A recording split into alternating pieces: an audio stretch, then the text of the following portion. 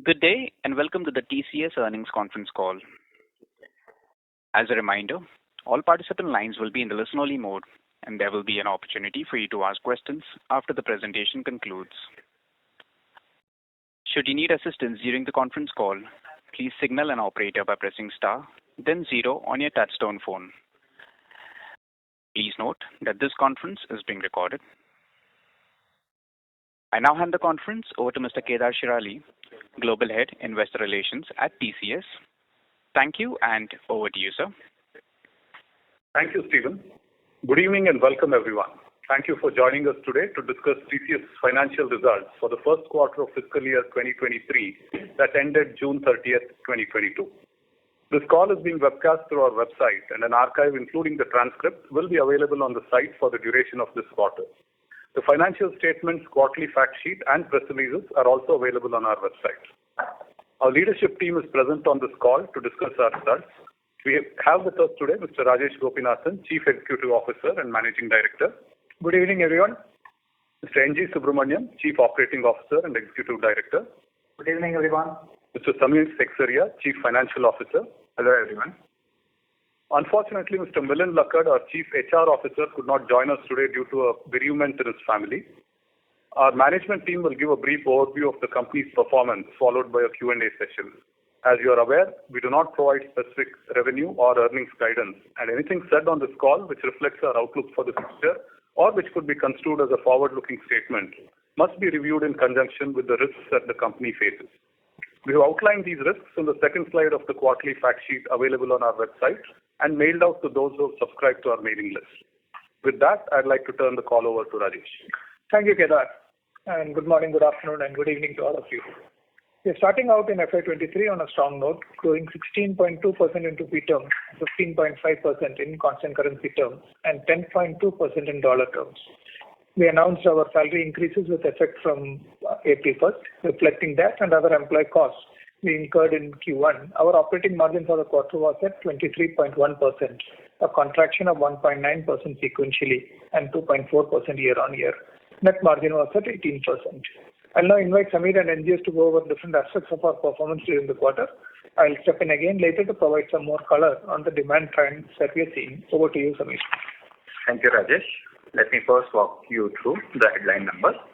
In the first quarter of FY23, our revenues grew 15.5% YOY on a constant currency basis. Reported revenue in INR was 527.58 billion, a year-on-year growth of 16.2%. In dollar terms, revenue was $6.78 billion, year-on-year growth of 10.2%. Let me now go over the financials. As Rajesh mentioned, we announced salary increases of 5 to 8% and much higher for top performers with effect from April 1st. This had a 1.5% impact on operating margins. Continued supply side challenges entailed additional expenses such as backfilling expenses and higher subcontractor usage.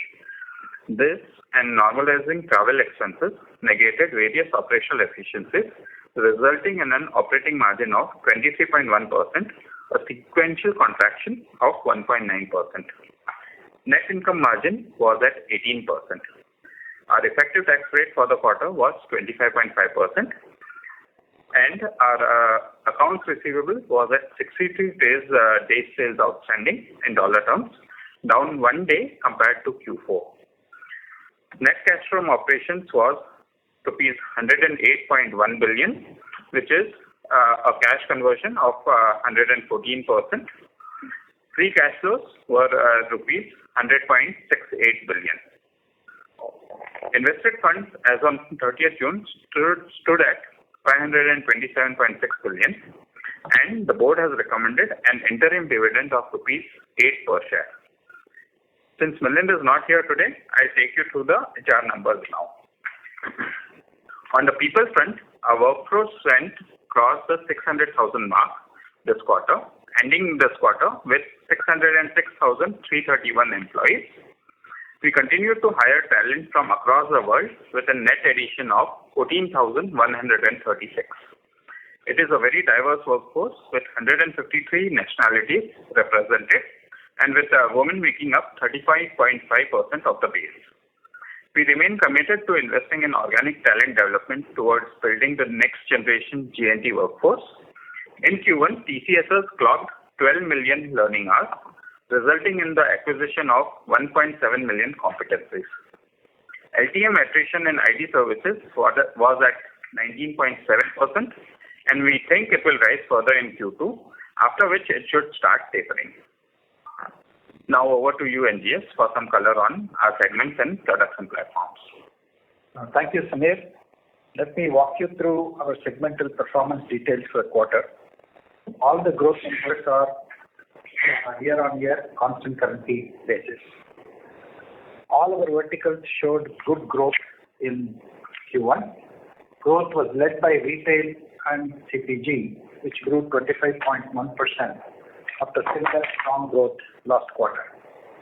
Communications and media grew 19.6%, while the manufacturing as well as technology and services verticals both grew 16.4%.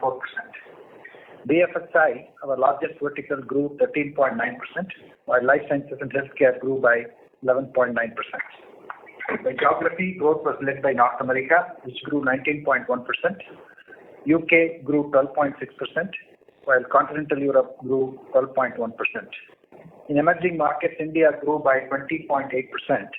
Asia Pacific grew 6.2%. Latin America by 21.6%. And Middle East and Africa grew by 3.2%. Our portfolio of products and platforms continue to do well. Ignio, our cognitive automation software suite, signed up 28 new customers and had 5 new clients go live. Clients went live during the quarter. In addition, 15 existing clients acquired new licenses of the suite during the quarter. TCS filed 3 patents around Ignio during the quarter and was granted 1. The market demand for Ignio trained professionals continued to grow. The number of Ignio trained professionals stands at 14,134, while the number of Ignio certified professionals is 4,294 to date. A global luxury hotel brand has deployed Ignio AI Ops to manage digital assets, including hotel content and promotional offers published globally for thousands of properties across many brands. The solution detects anomalies in web properties across all brands, eliminates noise, and avoids outages in reservation and offers, thereby enhancing customer experience and averting loss of business. TCS Banks, our flagship product suite in the financial services domain, had 3 new wins and 4 go-lives during the quarter. I am very pleased to share that in the recently published IBS Intelligent Sales League Table 2022, TCS Banks was ranked number 1 in investment and fund management and in fraud management, and number 2 worldwide in the areas of insurtech, Islamic banking, wholesale banking, treasury and capital markets. Our banking service bureau in Israel, which powers the country's first digital-only bank, has won a second client. TCS Insurance Platform, powered by TCS Banks, one of UK's leading insurance organizations, has expanded its partnership with TCS Diligenta to launch innovative new products to deliver improved customer experience and drive competitive differentiation using our platform. Our Quartz blockchain platform had 2 go-lives in Q1. The Quartz Smart solution for bond issuance is now live at one of the leading central securities depositories in India. It facilitates real-time exchange of information among multiple stakeholders, issuers, trustees, credit rating agencies, depositories, and stock exchanges on a private permissioned blockchain platform. The solution helps eliminate potential double counting of underlying assets and ensures greater transparency and governance in the bond issuance lifecycle. In life sciences, our award-winning Advanced Drug Development Suite had 1 new win, our first client for this suite in Japan. Our Hobbs suite of solutions for communication service providers had 1 new win and 4 go-lives in Q1. We also launched a new release of Hobbs Business Assurance, which enables clients to deploy faster and more easily, integrate with real-time data sources, visualize revenue leakages, and take corrective actions in near real time. TCS TwinX, our AI-based digital twin solution, had one win during this quarter and 1 went live. TCS Optumera, our AI-powered retail merchandising suite, had one significant win and 3 go-lives.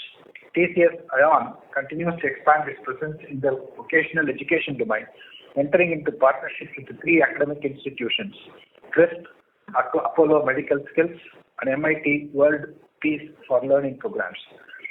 Its TCS National Qualifier Test, which is gaining traction as the preferred entry-level hiring platform for corporate India, has made significant progress over the last 1 year, with over 900 corporate partners at the end of Q1. Let me now cover our client metrics. Movement of clients up the revenue bands is the clearest demonstration of our customer-centric strategy at work. By providing a great experience and building transformational solutions that deliver high-impact outcomes, we gain goodwill and trust, which translates into a steady broadening and deepening of our relationships with our clients. In Q1, we had robust client additions in every revenue bucket compared to the year ago period. We added 9 more clients in the $100 million plus band, bringing the total to 59. We added 19 more clients in the $50 million plus band, bringing the total to 124. We added 31 more clients to the 20 million plus band, bringing the total to 272. We added 41 more clients in the $10 million plus band, bringing the total to 446.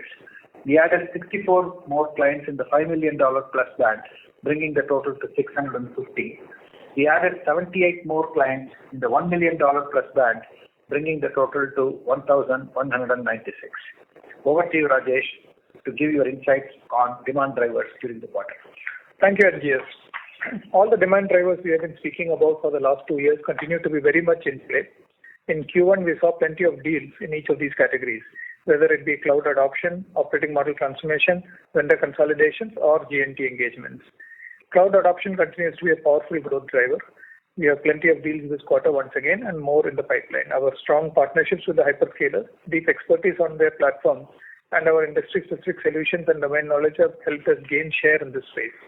As you might have seen already, we won 4 global partner awards and 2 regional partner awards from Microsoft this quarter. Prior to that, we won 2 Partner of the Year awards from Google Cloud. The full list is published in our earnings press release available on our website. Let me now spend a bit of time on the operations transformation opportunity, which is a big contributor to our revenue growth, order book, and pipeline. We see 3 distinct trends here.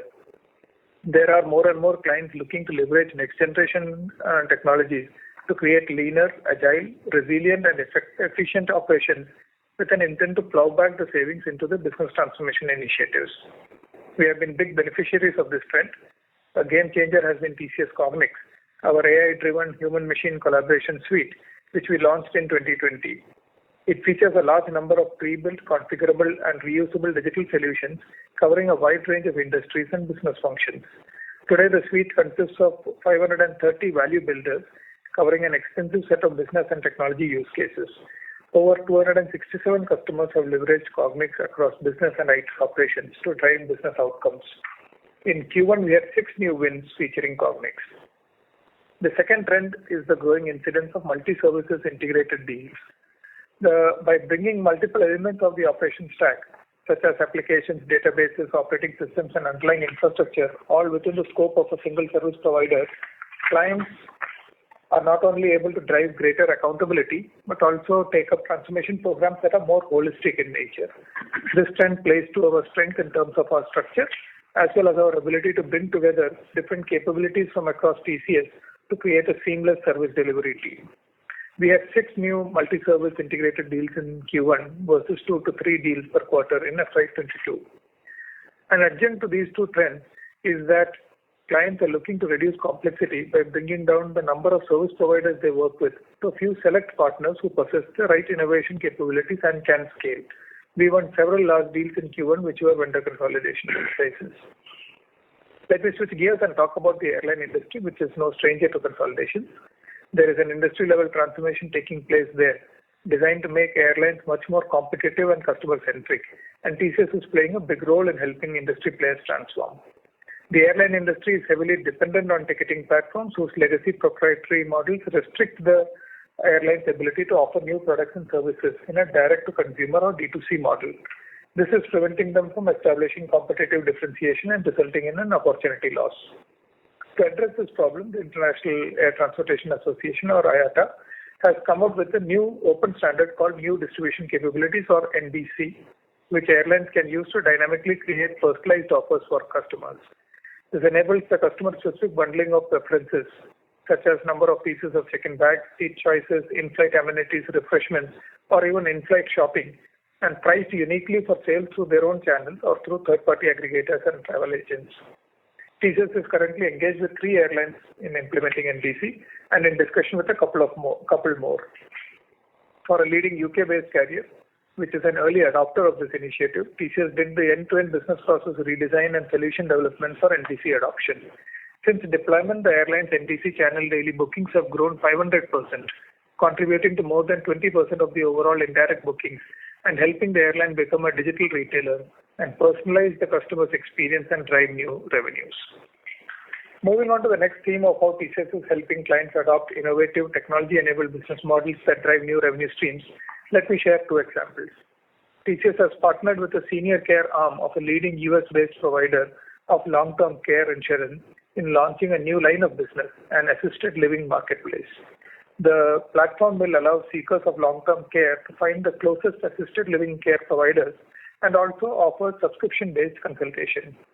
Using design thinking approach, TCS helped define the product roadmap and carve the playbook for product positioning and targeting customer base in a competitive market. The new marketplace will be formally launched this month and is targeting 1 million customers over the next 3 years. In addition to driving new subscription-based revenues, the platform will allow the parent company to embed its insurance product in every transaction in the marketplace. Similarly, a large Fortune 500 electric gas utility has launched a new business model to generate a new revenue stream based on home energy services, that is providing warranty, repair, refurbishment and replacement services of home appliances such as air conditioners, washing machines and refrigerators. It partnered with TCS to build the platform needed to enable the service delivery that is central to this new business. We built a new cloud-based field service automation solution based on a third-party platform to provide advanced capabilities in intelligent scheduling, dispatching, and mobile workforce management to transform field operations. The new solution has helped significantly improve the predictability of services, enhancing customer experience. It is also highly scalable. The utility now plans to expand to more states in the next 6 months and achieve $500 million in revenue over the next 24 months. In earlier calls, I have given many examples of enterprises partnering with us to achieve their sustainability goals. There are a couple of stories where sustainability is directly linked to revenue growth. TCS is the strategic partner for a global alliance that is focused on decarbonizing the food value chain by helping to transform farming practices globally, promote regenerative farming, and generate reliable farm carbon credits and certified climate-smart crops. We have helped them conceptualize the business model and build the enabling digital platform for farmer enablement and adoption. It provides a simple and quick way to onboard farmers and other stakeholders, validate carbon smart practices through analytics, enables the carbon credit declaration by farmers, and provides personalized recommendations of best practices. The platform drives revenue for the alliance through carbon credit trading, improves farmer incomes, and reduces Scope 3 emissions and helps the private sector decarbonize. Similarly, in Massachusetts, we partnered with a leading utility to build a platform that would help them roll out the Solar Massachusetts Renewable Target or SMART incentive system to accelerate solar power adoption in the state. Consumers who install solar panels and storage on the property and hook to the utilities grid qualify to receive a monthly incentive payment directly from the state government. The TCS built solution includes onboarding of new generators, a customer application that helps keep track of the units generated, and a pricing engine and a billing system. Using this, the utility was able to achieve regulatory targets on renewable capacity onboarding on the grid. It was able to enroll more than 10,000 residential customers in the last 12 months and is now expanding the program to other states. M&A remains the preferred growth strategy for many enterprises, and over the last few years, we have built up a significant business catering to our clients' need to integrate new entities that they have acquired or divest businesses that are no longer strategic. This quarter too, we had few wins in that space. a global leader in health, nutrition, and biosciences, is building its nutrition portfolio through acquisitions. In 2020, after executing its largest and most complex acquisition in 2 decades, it engaged TCS to help integrate the new entity. Our teams helped envision changes to the enterprise model to allow for a seamless integration. The first phase of integration was completed in Q1 and helped bring on board the new entity, provide common ways of working and delivering synergies. We commonly think of G&T as front-end customer-facing work, but we have plenty of examples of operations transformation that reimagine processes at the back end using digital technologies like AI, resulting in much faster turnaround times, much higher throughput, and therefore more revenue. Let me give you a couple of examples of these. For a leading global HR services firm, TCS partnered to transform their core recruitment process leveraging next-generation technologies. Their existing process entailed the recruiters spending 60 to 70% of their effort on profile sourcing and screening, of which 50% was devoted to candidate outreach. Over half the outreach efforts was wasted due to lack of response and declines. TCS redesigned the end-to-end recruitment process, taking a machine-first approach. We built bots to automate the background check initiations across clients and deployed a third-party AI-powered candidate outreach platform to significantly bring down recruiter effort and completely streamline the candidate screening process. This resulted in a 300% increase in number of shortlist candidates and a 15 to 20% reduction in turnaround time, and most importantly, a 42% increase in hiring throughput, which is directly linked to revenue growth for this company. Similarly, a large US insurer has engaged TCS to transform its personal lines business. The vision is to simplify business processes, modernize the technology stack, enable faster launch of new products and product enhancements for greater competitiveness, enhance customer experience, and drive profitable growth. TCS helped reimagine and implement significant improvements in pricing, risk assessment, acquisition, and servicing of customers using the third-party platform. On completion, the new solution will enable issuance of a new policy in 8 minutes versus the current 24 hours. It will significantly improve the quality, granularity, and timeliness of data and analytics to support better targeting and personalization. The solution's other features are expected to help improve business agility, enhance customer experience, and drive growth. Coming to the Q1 order book, as you know, we had an all-time high order book TCV last quarter. On the back of that, we again had a strong set of deal wins in Q1, amounting to a TCV of $8.2 billion. The deal mix is very heterogeneous, with the largest 2 deals being just over $400 million in size. By vertical, BFSI had a TCV of $2.6 billion, while retail order book stood at $1.2 billion. The TCV of deals signed in North America stood at $4.5 billion. Looking ahead, the strong order book and our pipeline gives us good visibility for the next few months. We have not seen any budget cuts or project deferment so far. In conversations with clients, we see continuing investments in technology. Some clients, particularly in Europe, have expressed concerns about the macroeconomic fallout of the ongoing conflict there, but the predominant sense is that technology spending will be resilient. That said, given the macro level uncertainties, we remain very watchful. With that, we will open the line for questions. Over to you, Kedar. Thank you very much, sir. We will now begin the question and answer session. Anyone who wishes to ask a question may press star and 1 on their touchtone telephone. If you wish to remove yourself from the question queue, you may press star and 2. Participants are requested to use handsets while asking a question. Ladies and gentlemen, we will wait for a moment while the question queue assembles.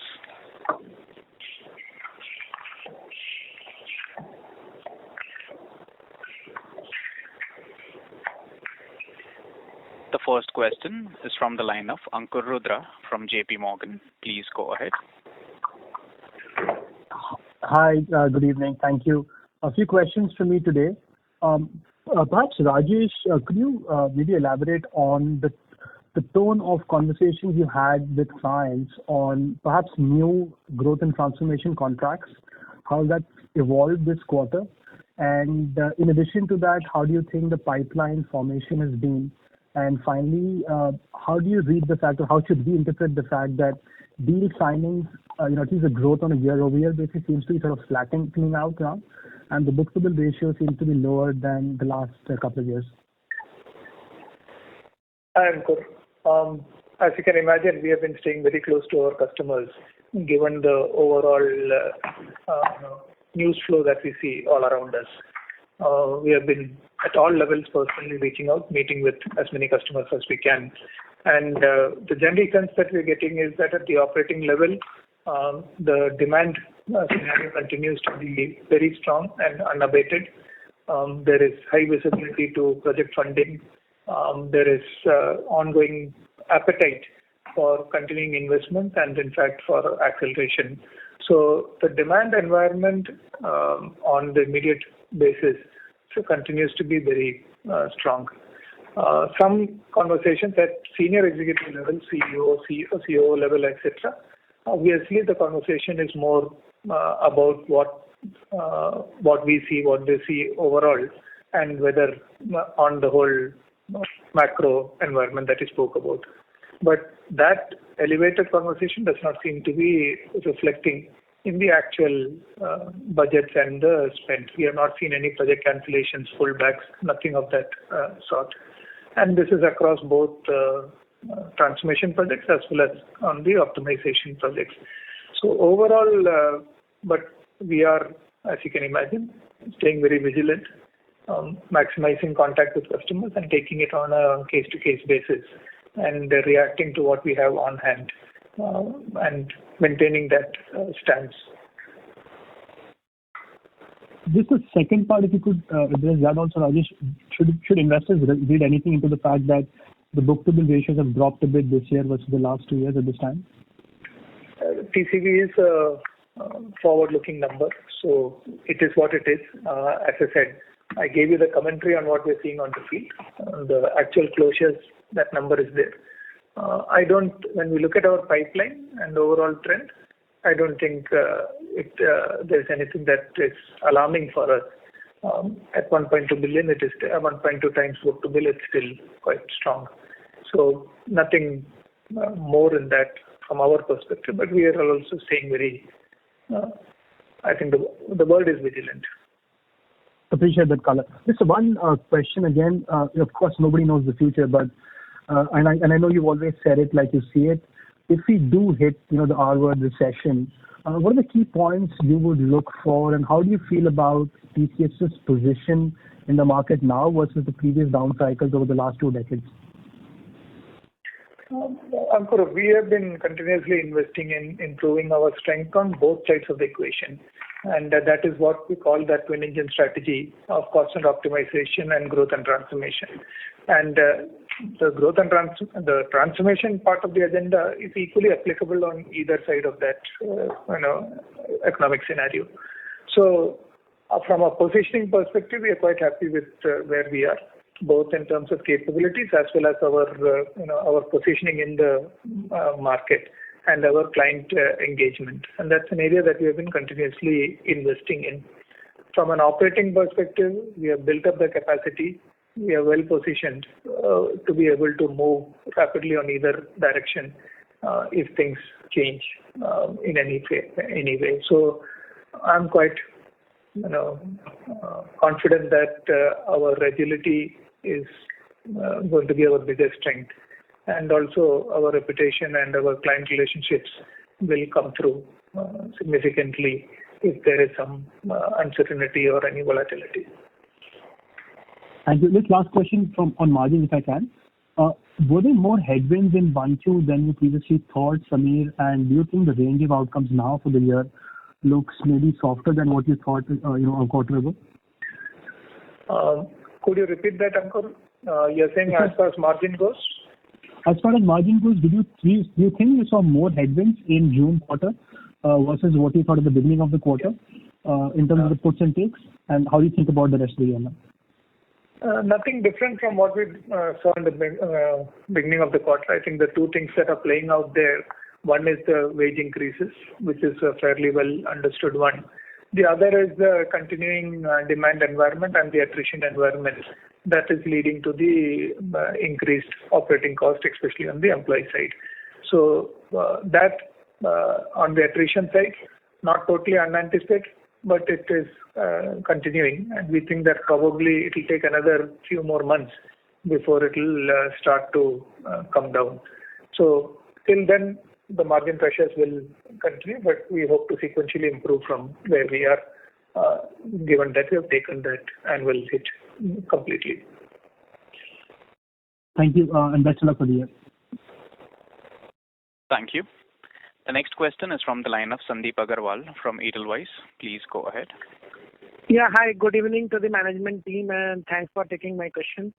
So Rajesh, I have only one question that, when you are talking to the senior executives in your client side, do you see that, there is an increased recognition in last few quarters that technology is much more core to their business and for their growth and profitability than it being something which could be, contracted or expanded based on the overall environment or based on the company's performance. The thing I'm trying to understand here is if you see some of the US retailers, they have sounded caution in terms of revenue growth and PAT growth.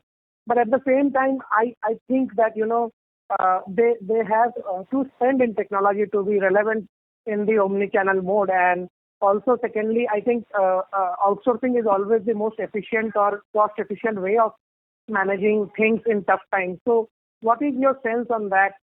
Is it really like 2 decades back or 1 decade back when you could, contract or expand based on your profit and loss account, or it is more core to business and you need to achieve the top line numbers, you need to spend there. So it is not at all discretionary nature. What is your sense when you speak to your top clients? So Sandeep, in industry after industry, the primacy of the technology spend continues to increase, and that's reflected in our conversations with clients at the senior levels also. So there is much greater understanding, much greater appreciation of what the technology agenda is. And more importantly, even the most senior person is fully clued on as to what the technology strategy or the technology-enabled strategy for their company is, respectively. So that awareness and that centrality of that strategy to their overall plans is very high. Having said that, definitely if there is a economy-wide slowdown, it is likely to have some ripple effect across all lines of spend. But resiliency of technology in the overall mix is unlikely to get diluted from where it has been in the last 2 years. And one final question on the subcons. We are still seeing a significant jump on a quarter-on-quarter basis, and what I understand is that it may be partly due to attrition numbers going up. So is it purely because of attrition going up, or it is also related to some restrictions which were there still in travel side and not been able to replace, not been able to send resources on time, or what it is, or it is sudden demand, sudden start of projects? What is causing that continuous shift in subcons? So it's a combination of all of it. Definitely, attrition has a role, and supply constraints into some of the local markets has a role, as also the fact that it is a variable cost, and therefore it has strategic value to us in an uncertain environment. So all aspects of it play out, and we are, keeping a close watch on it. And we will be reacting to it depending on how the demand-supply situation, plays out.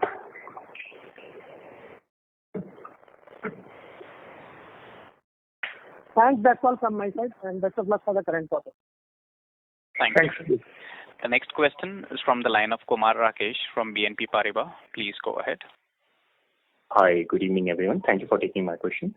My first question was again on the margin side. So on the subcon side, hypothetically speaking, suppose we enter into a weak demand scenario, and that is one of the levers which we potentially have to improve our cost structure. In such a scenario, how much of the subcon benefit we can potentially drive? What I'm trying to understand is how much of our cost lever or cost impact is coming from subcon currently, given the supply constraint which we are facing. Sure. So our subcontractor expenses currently are at 9.7% of our revenues, and they have moved up from about 7% levels to where we are currently. And as Rajesh pointed out, we have proactively and strategically invested into creating a bench, and our current priorities are to stay focused on capturing the demand.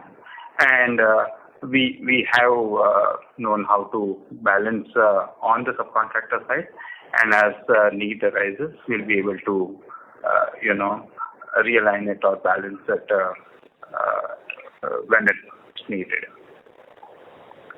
Thanks, Sunil. So what I understand is that we can stabilize it at 7% if the need arises. Okay.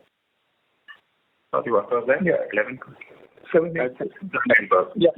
7%. My second question was around the fresher hiring target. We had set about 40,000. How we are progressing on that, and has that changed, that target? No, we are on track for that, and so we're progressing well on it. This quarter, reflecting what we already had in the system, we have been a bit lighter on the one, which typically has been our long-term trend. The Q1 is a lighter quarter for trainee absorption. Q2, Q3 are the primary quarters. Last year, we had gone very aggressive and hired through the year to build up more than 100,000 trainee bench. This year is more normal, so we are progressing well on that 40,000 mark. Understood. That's all from my side. Thank you. Thank you. The next question is from the line of Gaurav Rateria from Morgan Stanley. Please go ahead. Hi, thank you for taking my question. So first question is with respect to the UK market. If you look at the YOY growth, it has been actually slowing down, and it's a clear divergence compared to the North America market, which is continuing to remain very, very strong. So what's really going on there? Are the trends or the discussions actually fructifying in the form of a little bit of a slowdown in the velocity of the deal closures or the ramp-ups? Any trend there that you can highlight will be helpful. Gaurav, NGS here. Both in the UK and North American market, we don't see any anomalies or abnormalities in terms of customer behavior or the deal closure trends. All of this remains normal and in line with typically what we experience. Specifically in the UK, there have been some concerns about increased cost of living that people experience, etc. But then, it's all in the macro level discussions that we have. But overall, as Rajesh pointed out, customers across our verticals, both in the whether it is manufacturing or retail or financial services, have not expressed anything which is something that will cause a concern for us at this moment. Thank you. Second question is on the margins. So getting back to 25% looks like an immediate priority, but should one think that from a full year perspective, the margins could remain a tad lower than 25, as it will take, some bit of progression to come to 25 over the coming quarters? So Gaurav, like it has always been the case, our Q1 margins are subdued when we gave out the full cycle of increments, and we do look forward to plowing back it during the period. And our target would be to reach and cross 25 as far as possible. Got it. Lastly, any change in your expectations with respect to price improvements that you were expecting, realization improvement that you were expecting as part of your client conversations a couple of months back that you had highlighted? Thank you. No, it continues to be positive. Rather than large-scale contract-level changes, we are seeing more pointed ones on existing contracts and the newer contracts getting some uplift. So we are seeing smaller increases in existing ones and newer contracts coming in at better terms. Also, existing renewals, certain terms like COLA and all are much better being able to be pushed through. But the aggregate impact of it is still not positive. So our overall realization numbers reflecting that excess capacity and what we have are still negative on a sequential basis. Got it. Thank you so much. Thank you. The next question is from the line of Ravi Menon from Macquarie. Please go ahead. Hi, thank you for the opportunity. Rajesh, are there any soft spots that you see within the verticals? Any verticals where we are seeing some pipeline shift towards more efficiency-oriented programs? No, Ravi. We are not seeing much of from a vertical perspective. It seems to be a fairly balanced set across. Nothing at this stage which we can call out at a vertical level. I heard your comments in the press conference. You were talking about how the US will likely be the main driver of growth near term. But I thought that in Europe, our market share is still fairly small. So and we should have a lot of these Gen 2 outsourcing contracts come out. So shouldn't that also be a driver, at least medium term, once uncertainty settles a bit? Yeah, the context of that comment is more in terms of what we're hearing from customers. You're right that Europe, traditionally when Europe has done badly, we have still done much better, reflecting that lower market share and our continuous consolidation in that market. What I was mentioning was that when we look at the kind of commentary that we're hearing from customers, in US the expectation is that they don't know if there is a recession going to be, when is it going to be, and even if it comes, it will be a shallow one. Whereas the expectation in Europe is more that it is more a question of time, and it might be much deeper than what the US customers feel. So that change in perception is what we were commenting about, that US is the one where the confidence levels are high, the demand environment is likely to stay very robust. How it plays out for us, that will depend on how well we are able to capitalize on both sides of that equation. Thanks. And one follow-up on I think we've talked about the bench quite a bit. We've seen strong hiring well ahead of revenue growth for quite some time now. But we've also seen subcontracting keep going up. So while you've been building up capacity and bench, so why is this not really showing up in lower subcontracting? And when should we start seeing revenue growth and headcount growth start converging? Okay, we have a thing to keep on. See, the subcontractor is not based on this. The subcontractor is also based on supply disruptions at a local market level. So that definitely has a role to play. As travel opens up, as more normal talent movement opens up, our opportunity to optimize that will also improve. The aggregate bench versus the one will also play out depending on what our long-term view or medium-term view on demand is. So there are both drivers at play. One is immediate capture of demand, and the other is the supply disruption in local markets. Right. Sorry, one last thing. And when you said that you should see this normalize, should this also be linked to attrition? When we see attrition start coming off, should we think about the utilization moving up? What? Attrition and utilization linkage. Yeah, you're saying that as attrition comes down, will utilization move up? Right. Yeah. Yes, that's a reasonable assumption. That's our typical operating model also.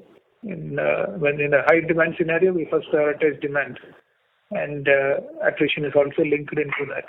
So we'll see. Great. Thank you. Thank you. The next question is from the line of Sandeep Shah from Equirus Securities. Please go ahead.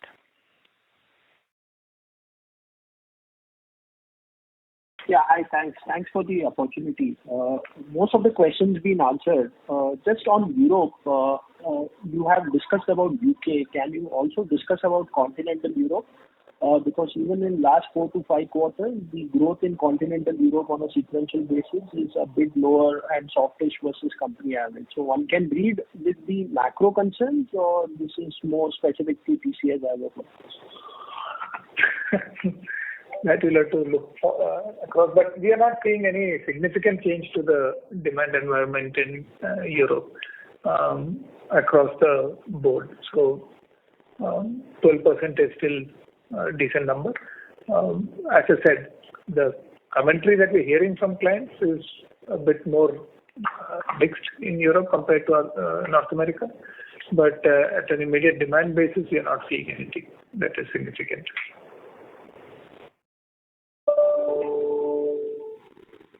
Okay.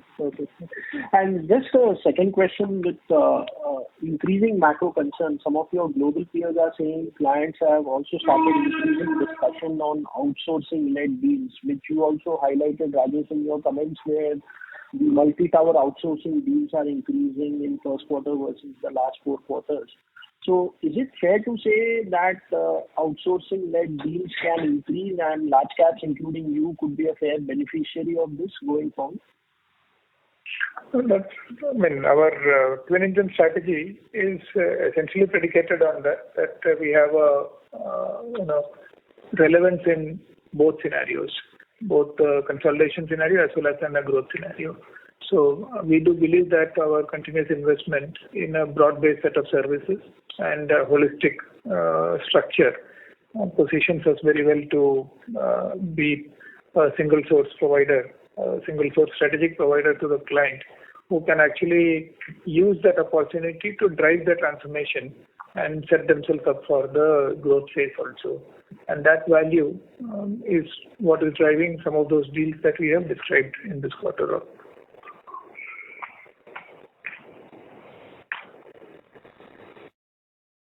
Okay.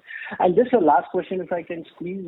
Last year, because of attrition and supply side issue, our margin pull-off from the first quarter seasonal decline was lower in the second to fourth quarter. One can say we are largely behind, and from 2Q to 4Q of FY23, our normal seasonality may start, where margin pull-off on the upward side could be higher versus what we have seen in FY22.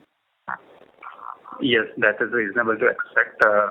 We should see an upward trajectory. That's our target. Last year, we saw the full impact of supply side playing out, and that's what played out on the margins as well.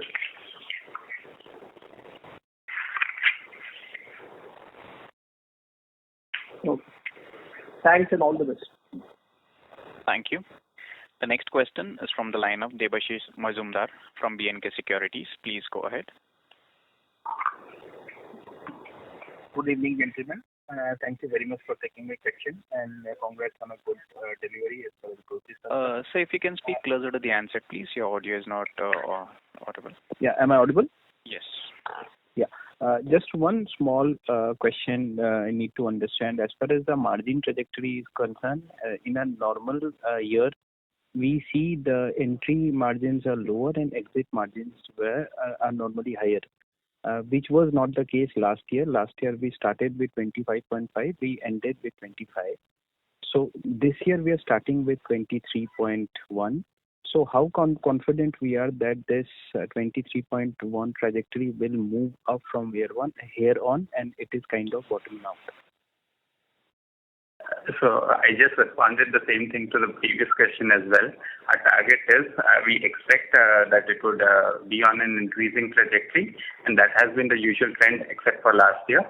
And our target is that it should improve, and we should get closer to what we exited in Q4. Okay. And one more question, if I may. If we see the competition's statements around attrition, the quarterly annualized attrition for other competition has kind of started coming down from Q4 onwards. Whereas for us, the commentary is it is stabling currently. So just wanted to get some sense. And from the salary hikes, it seems to be the salary hikes are almost similar to the salary hikes that we have given last year. Whereas some of our competitions were extremely aggressive in giving salary hikes.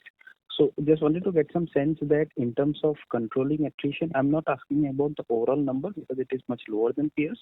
But in terms of trajectory of controlling attrition, are we think like we are little behind the curve as compared to others? Our employee rewards program is much more holistic than a period-to-period one. And I believe that our employee retention numbers also reflects this holistic employee engagement and total rewards program. So we are quite confident about where we are. You will recall that even at the height of the pandemic, we were the ones who first spoke about the fact that we will not be laying off anybody. We honored all offers. We were the first to announce the salary hikes into the October of that 2020. So our program is not entirely based on what the short-term impacts are, and we're quite confident and comfortable with what we're executing. We believe that these numbers will reflect that. So, as I said, our expectation is that attrition will start tapering off in the next few months. Next few months being next 3 months, 4 months, whatever is that time frame. Excellent. Thank you very much for answering my questions. Thank you. The next question is from the line of Dipesh from MK. Please go ahead. Yeah, thanks for the opportunity. Couple of questions. Starting with regional market. Now, if I look, our regional market performance remained muted for some time. And even that, if one do the calculation, BFSI also remains softer. So if you can provide some sense about how we look regional market. Second question is about the fresher hiring plan. How we look 23, we are indicating about 40,000. But considering 1 year advance, we plan for 24 also. How we are thinking on that line? What kind of plan we have for next year offer to be made? And last question is about deal pipeline. Any softness or any uptick we are seeing in deal pipeline build-up? If you can comment on that. Thanks. As it is NGS here, regional markets by definition it's volatile and hence we grouped some of our emerging businesses and emerging market businesses into that bucket, right? But overall, if you look at it, how the Asia Pacific market or functions or the Middle East Africa market functions, these markets do not provide big opportunities for an annuity-based revenue. They're all typically project-based revenues, so and hence there's always a volatility that is there. Right? And your second question was with respect to the fresher hiring of 40,000. As Rajesh mentioned, we are. The question was for 24. FY24, yeah.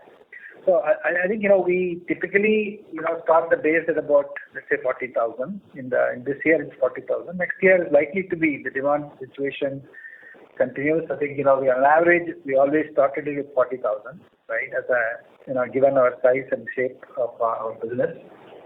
But then if you really look at it the last year as well, when we set the 40, but then when we wanted to hire up to 100,000.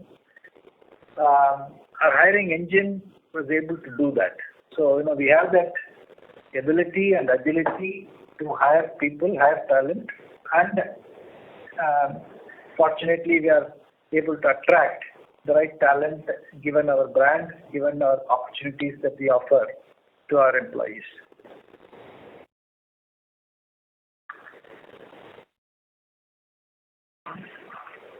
And last question was about deal pipeline build-up. Any changes we are seeing there?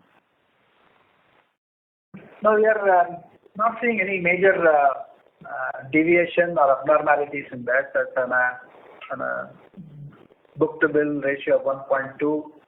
We are looking good. And the combination of the pipeline that we are pursuing today across the markets is quite similar to what we have experienced in the previous years. And the type of opportunities are also in line with the demand that we see for the type of technologies, and it's a good combination of both cost and optimization as well as growth and transformation. It also has several large, medium as well as smaller deals. A good broad-based pipeline that we have, and it's we are happy with what we have been able to put it in the pipeline and then pursuing those opportunities. Understand. And last question, if I can, is about on-site salary. Can you quantify what kind of hike we give for on-site employee this quarter? Thank you. It's about, average it's about between 4 and 5% is the on-site salary hike that we have seen. Given allowance to the fact that some of the top performers, the increments have been for them and the potential earn-out has been quite high based on their performance. Understand. Thank you. Thank you. The next question is from the line of Manik Taneja from JM Financial. Please go ahead. Hi, thank you for the opportunity. Just had a couple of questions. Number one is that you mentioned that some of your senior client executive conversations are suggesting some concerns on the macroeconomic environment. Is that also translating in terms of any potential impact on pricing discussions? That's question number one. The second thing is that you suggested in the press conference that you would want to stay vigilant through the course of this year. Does this mean if we might be to reach the 40,000 odd hiring target for the year, and even evaluate? Mr. Taneja? So sorry, sir, we lost you for the last 10 seconds. If you can just repeat that. Sure. I'll repeat the question. I hope first. Sir, your audio is breaking up. May we request you to move to a better reception area, please? Is better? No, sir, it's still breaking up. Let me answer the first question. As I said earlier, the macro or the discussions on macro are not getting reflected in any of the actual project contract or deal pipeline currently. And I just gave you that color in terms of the nature of the conversation and how that is different market to market. But we are not seeing any reflection of that at the actual operating and deal levels. Sure. I'll take another way asking the second question, if my voice is audible. So, wanted to understand if you would be looking to revisit the onboarding timelines for the 40,000 odd freshers offers that we made for FY23 in case the situation deteriorates.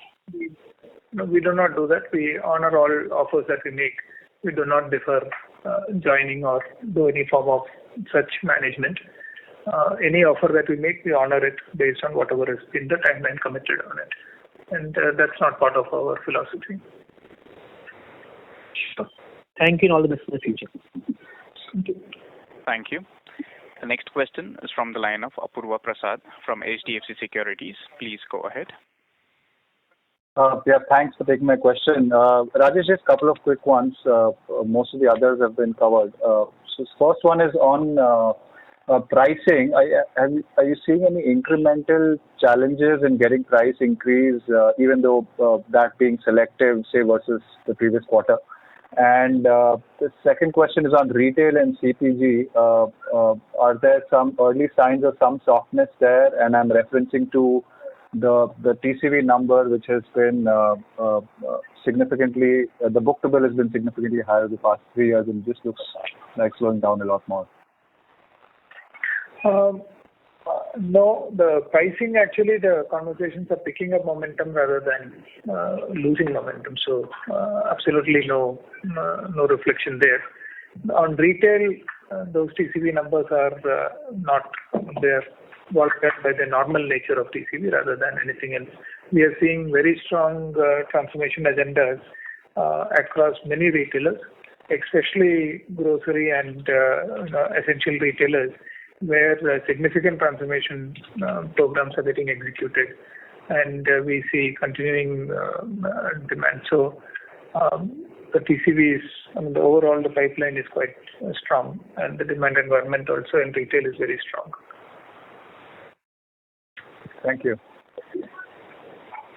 Thank you. Ladies and gentlemen, that was the last question for today. I now hand the conference over to the management for the closing comments. Thank you. It has been a good start to the year with 15.5% growth in constant currency, and with all our industry verticals showing good growth, our order book and pipeline is also very strong, giving us good visibility for the next few months.